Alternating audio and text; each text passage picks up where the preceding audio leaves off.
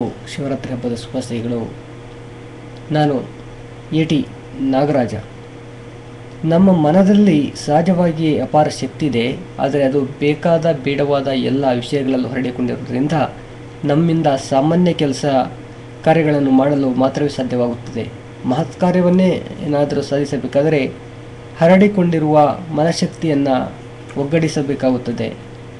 ಮನಶಕ್ತಿಯನ್ನು ಒಗ್ಗೂಡಿಸಬೇಕಾದರೆ ನಮ್ಮ ಮನಸ್ಸು ನಮ್ಮ ಅಧೀನದಲ್ಲಿರಬೇಕಾಗುತ್ತದೆ.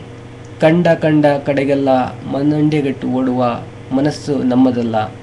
ಇಂದ್ರಿಯಗಳ ಆಹ್ವಾನಕ್ಕೆ ಒಗೊಟ್ಟು ವಿಷಯ ವಸ್ತುಗಳಲ್ಲಿ ಮುಳುಗಿರುವ ಮನಸ್ಸು ನಮ್ಮದಲ್ಲ. ನಮ್ಮದಲ್ಲದ ಮನಸ್ಸಿನಿಂದ ನಾವು ಏನು ತಾನೇ ಮಾಡಿಸಲು ಸಾಧ್ಯ? ಋಷಿ ಮುನಿಗಳು ಸತ್ತ ಪ್ರಯತ್ನದಿಂದ ಮೊದಲು ಸಾಧಿಸಿದ್ದೇ ಮನಸ್ಸಂಯಮವನ್ನು, ಎಂದರೆ ತಮ್ಮ ಮನಸ್ಸನ್ನು ತಮ್ಮ ಹಿಡಿತಕ್ಕೆ ತಂದುಕೊಂಡದ್ದು.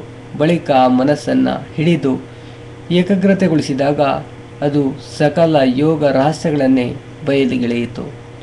ದಿವ್ಯ ಜ್ಞಾನವನ್ನೇ ಪ್ರಾಪ್ತಿ ಮಾಡಿಕೊಟ್ಟಿತು. ಫ್ರೆಂಡ್ಸ್, ಇನ್ನೂ ನೀವು ಹೆಚ್ಚು ಓದಲು www.sunnatural.com ಲಾಗನ್ ಮಾಡಿ. ವಂದನೆಗಳೊಂದಿಗೆ ಎ.ಟಿ. ನಾಗರಾಜ.